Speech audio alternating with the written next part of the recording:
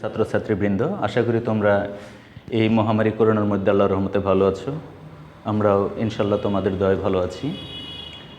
এর আগের ক্লাসে আমি রিরাইটিং সম্পর্কে কিছু আলোচনা করেছিলাম। আজকে বাকি অংশ আলোচনা করার চেষ্টা করবে ইনশাল্লাহ। তো রিরাইটিং তোমাদের মনে আছে কিনা কিন্তু আমার মনে আছে। আমি শেষ রুল তোমাদেরকে এরকমভাবে দিছিলাম যে দুই বাক্যের মাঝখানে যদি সিন্স, অ্যাজ ইফ অথবা অ্যাজ দো থাকে তোমাকে খেয়াল করতে হবে SIN সিন্স অথবা অ্যাজ ইফ অথবা অ্যাজ দো THOUGH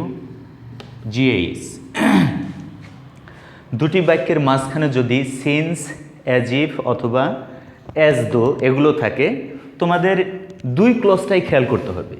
এই since, as if, as though এদের আগের বাক্যটি যদি প্রেজেন্ট বা ফিউচার টেন্সে থাকে তবে পরের বাক্যটির পাস্ট ইনডেফিনিট টেন্স হবে। সেখানে আবার একটি কথা আছে, ব্রেকেটে যদি টু বি থাকে তাহলে সব পার্সনে ওয়ার লিখতে হবে। যেমন এরকম দেওয়া আছে যে হি behaves, BEHA, he behaves as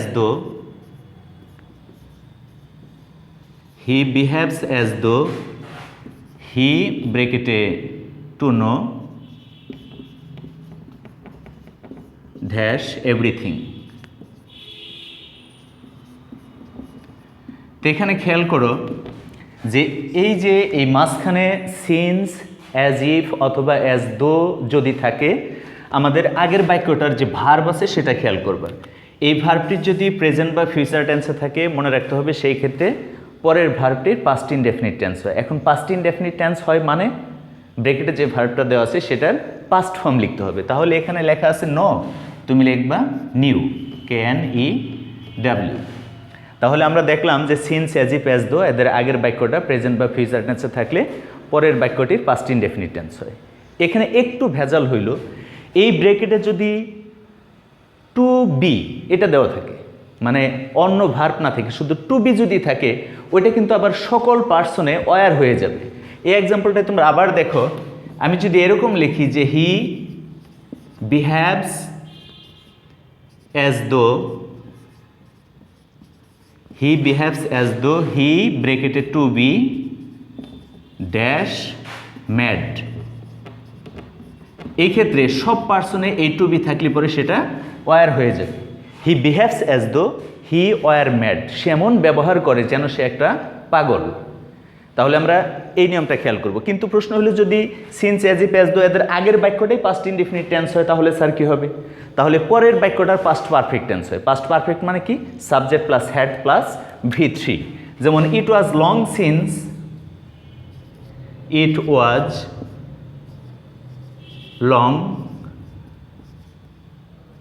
since I ব্রেকেটে লেখা আছে C-U। তাহলে এই সিন্সের আগের বাক্যটা দেখো, it was long since, past indefinite tense আছে। সো পরেরটা পাস্ট পারফেক্ট মানে কি?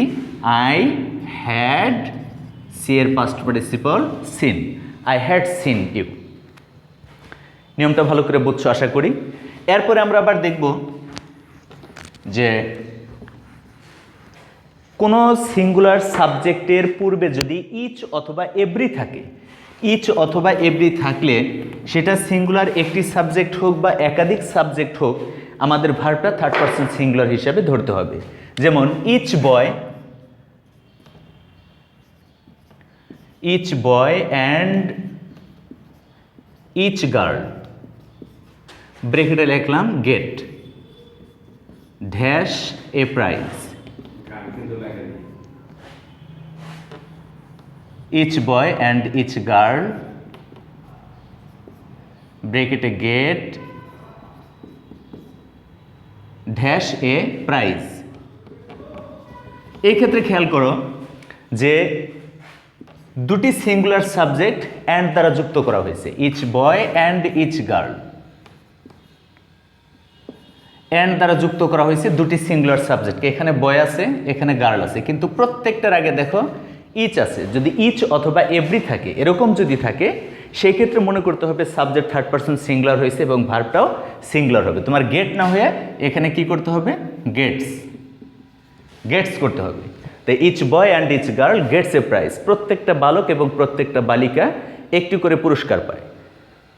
আচ্ছা, আবার উইথ, টুগেদার উইথ, এগুলো খেয়াল করো। With, together with,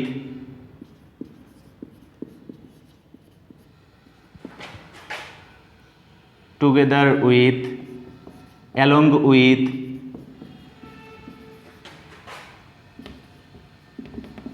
as well as, মানে এই জাতীয় যে ওয়ার্ডগুলো আছে এগুলো দ্বারা যদি দুটি সাবজেক্ট যুক্ত হয়, ভার্ব প্রথম সাবজেক্ট অনুযায়ী ভার্বটা ব্যবহার করতে হবে। যেমন he as well as his brothers,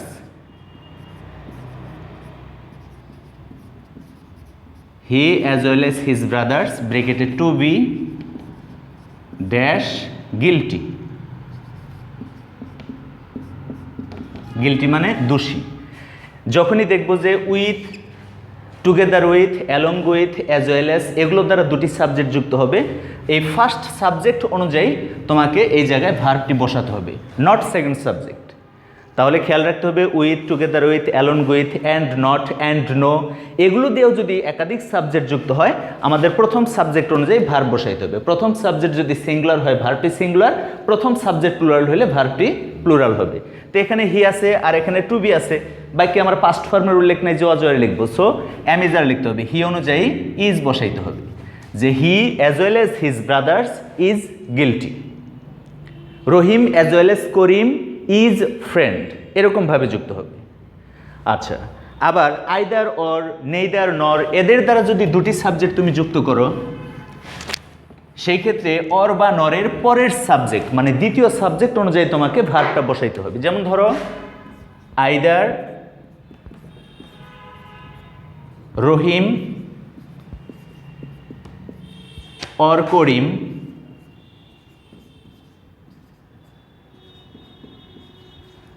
either Rahim or Karim bracketed to have dash the work,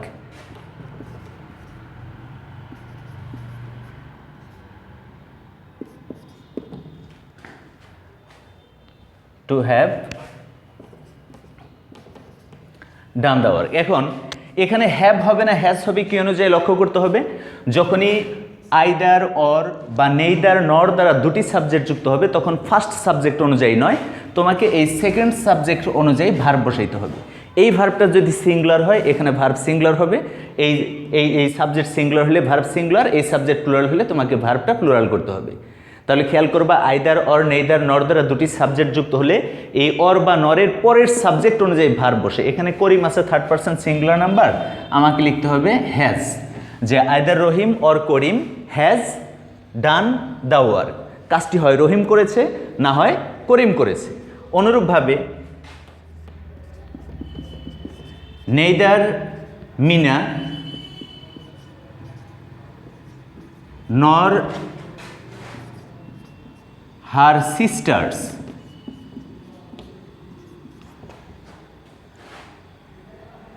to be present there yesterday। খেয়াল করো neither Mina nor her sisters, এই নরের পরে হার সিস্টার্স লেখা আছে প্লুরাল সাবজেক্ট, সো তোমার এই ভার্বটা প্লুরাল করতে হবে। এখানে ব্রেকেটে টু বি দেওয়া আছে। এখানে আরেকটু পেজ তোমাদের আমি লাগাই দিয়েছি, তুমি যেখানে অ্যামিজার ব্যবহার করবা অ্যামিজারটা কিন্তু তোমার ব্যবহার করা যাচ্ছে না, এর কারণ এখানে দেখো আমি অতীত বাক্যের উল্লেখ করেছি ইয়েস্টারডে, সো ওয়াজ অথবা ওয়ার, তোমাকে কি ব্যবহার করতে হবে war. Neither Mina nor her sisters were present yesterday, present there yesterday, গতকাল সেখানে মিনাও ছিল না তার বোনেরাও ছিল না, কেউ উপস্থিত ছিল না। আচ্ছা, এরপরে খেয়াল করো ওয়ান অফ। ওয়ান অফ বলতে অনেকের মধ্যে একজনকে বোঝানোর জন্য আমরা সাধারণত ওয়ান অফ ব্যবহার করে থাকি। ওয়ান অফের পরের নাউনটা তোমার প্লুরাল হবে কিন্তু ভার্বটি সিঙ্গুলার। যেমন ধরো এরকম থাকলো যে one of my friends one of my friends ব্রেকেটে টু বি ড্যাশ কামিং। এখানে খেয়াল করো যে ওয়ান অফ এর পরের নাউনটা প্লুরাল আছে। ওয়ান অফ মানে কি? অনেকের মধ্যে একজন, আমার বন্ধুদের একজন আসিতেছে। One of my friends is coming. তাহলে এখানে খেয়াল করতে হবে ওয়ান অফের পরের নাউনটা সর্বদা প্লুরাল হয় কিন্তু ভার্বটি সিঙ্গুলার হয়। ওয়ান অফের পরের নাউনটি প্লুরাল কিন্তু ভার্বটি সিঙ্গুলার। আবার সাম অফ,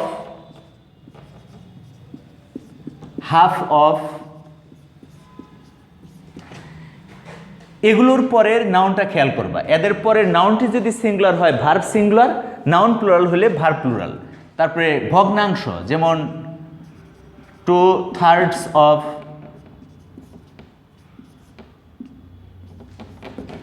1/3 অফ,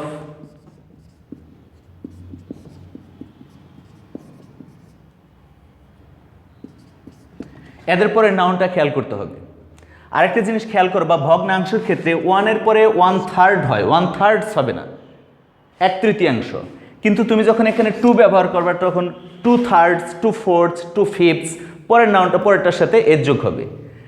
এটাও ফ্যাক্ট না, ফ্যাক্ট হলো এরপরে যে নাউন ব্যবহার করতেছি সেই নাউনটা, এদের পরে নাউনটা সিঙ্গুলার হলে ভার্ব সিঙ্গুলার হবে, আর এদের পরে নাউনটা প্লুরাল হলে ভার্ব প্লুরাল হবে। যেমন ধরো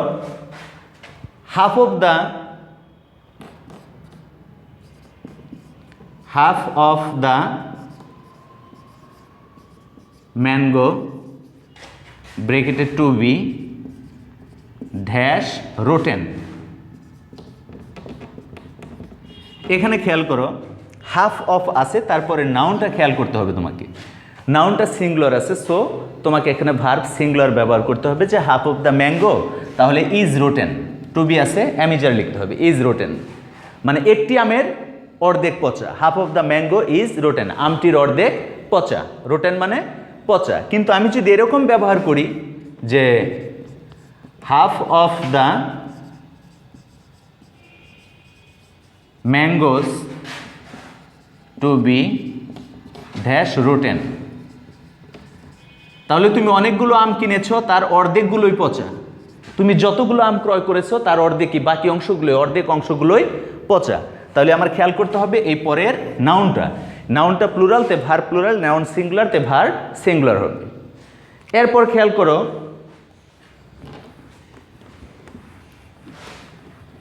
রিলেটিভ প্রোনাউনের ঠিক আগের যে নাউন বা প্রোনাউন বসে তাকে বলা হয় অ্যান্টিসিডেন্ট। অ্যান্টিসিডেন্ট মানে হইল পূর্বে গমন করে যে। যেমন এরকম থাকলো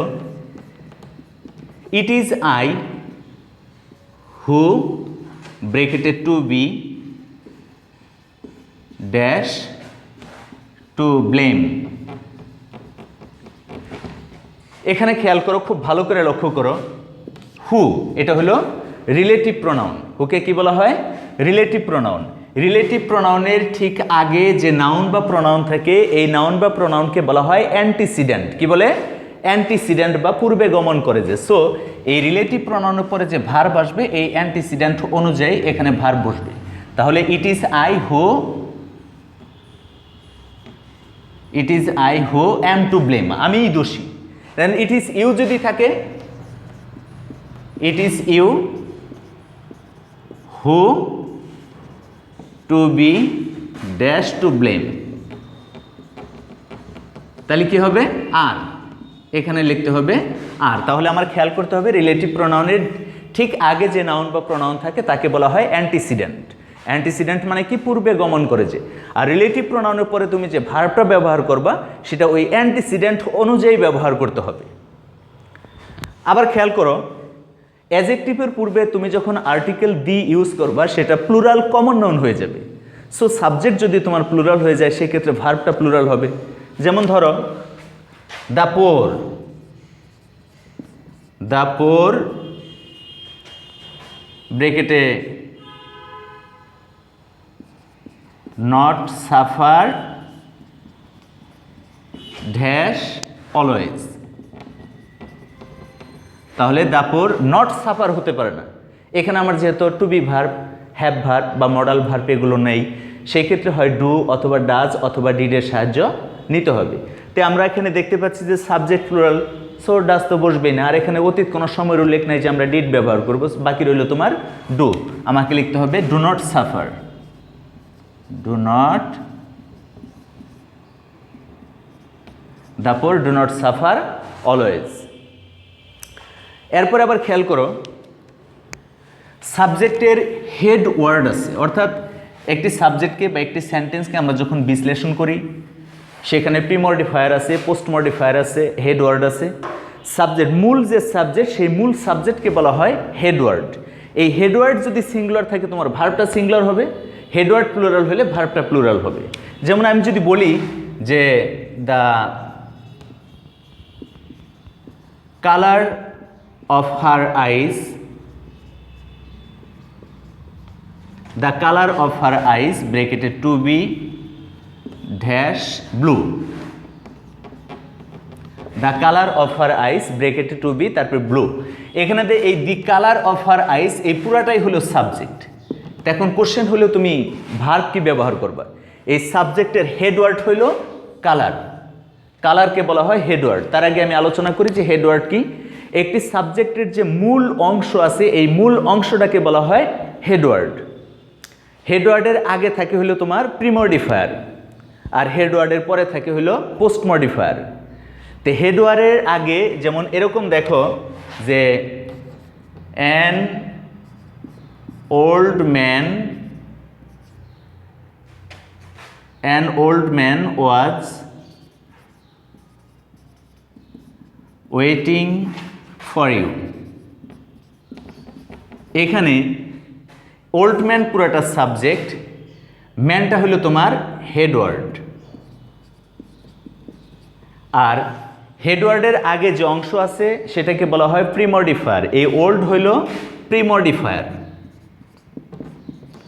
আর এই যে এ এন দি এগুলা এসে হেডওয়ার্ডের নির্দিষ্টতা প্রকাশ করে, এদেরকে বলা হয় হইল ডিটারমিনার। এদেরকে কি বলে? ডিটারমিনার। অর্থাৎ যে শব্দ হেডওয়ার্ডের নির্দিষ্টতা প্রদান করে তাকে বলা হয় ডিটারমিনার। যে শব্দ হেডওয়ার্ড সম্পর্কে অতিরিক্ত তথ্য প্রদান করে হেডওয়ার্ডের আগে বসে থাকে বলে প্রিমডিফায়ার, আর যদি হেডওয়ার্ডের পরে বসে সেটাকে বলা হয় post modifier.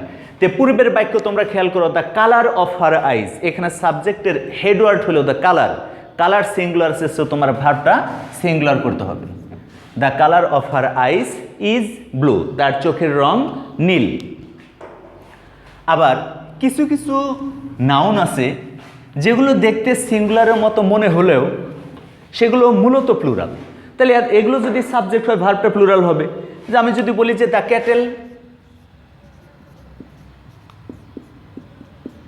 Cattle bracketed to be dash grazing in the field, dash grazing in the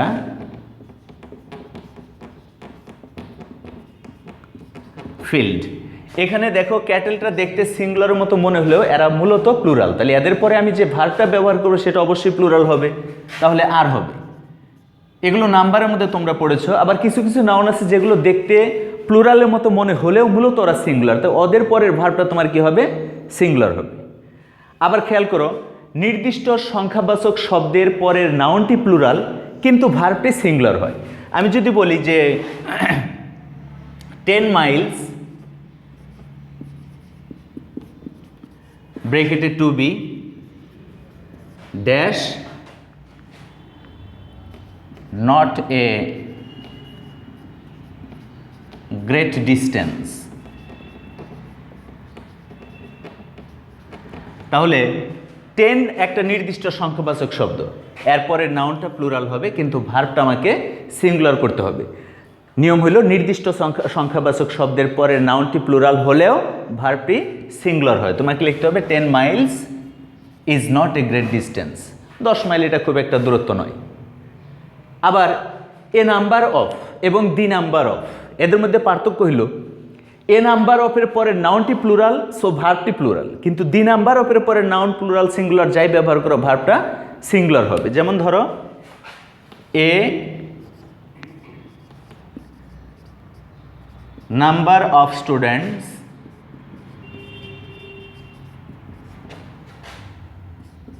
bracketed to be dash present in the class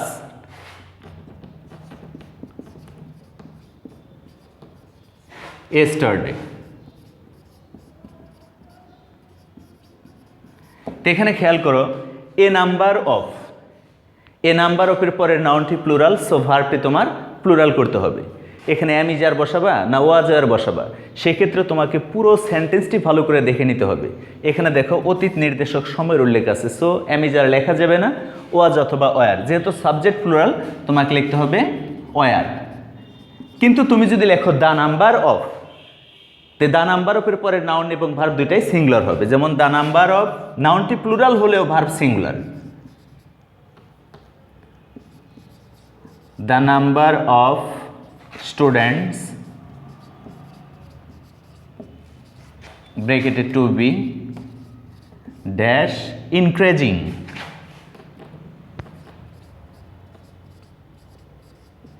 dash increasing in the school. তো সেই ক্ষেত্রে লিখতে হবে the number of students is increasing in the school. তো এই হলো rewriting. আমরা রিরাইটিংয়ের আরও অনেক রুল আছে, সেগুলো পরে আলোচনা করব। তোমাদের রিরাইটিং নিয়ে আলোচনা করলাম। আমি পূর্বেই বলেছি তোমরা টেন্স এবং ভয়েসটা ভালো করে দেখবে, এবং রিরাইটিংয়ের যত নিয়মকানুনগুলো আছে তোমার বাসায় যে বই আছে, সেলফ পেসিং থাক, সুপার ইংলিশ থাক বা অ্যাডভান্স থাক, সে বই থেকে সমস্ত রুলগুলো পড়বে। এরপরেও যে রুলগুলো বুঝবে না, সেই ক্ষেত্রে আমাকে কল করবে 01716401592। তোমার যদি বুঝতে সমস্যা হয় বা কোনো রুল না বোঝো বই পড়ে, সেই ক্ষেত্রে আমাকে ফোন দেওয়ার সাথে সাথে জিজ্ঞাসা করবে, স্যার এটা বুঝিয়ে দেন, আমি তোমাকে ফোনেই বুঝিয়ে দিব। তো তোমরা ভালো থাকো, আল্লাহ হাফেজ, আসসালামু আলাইকুম।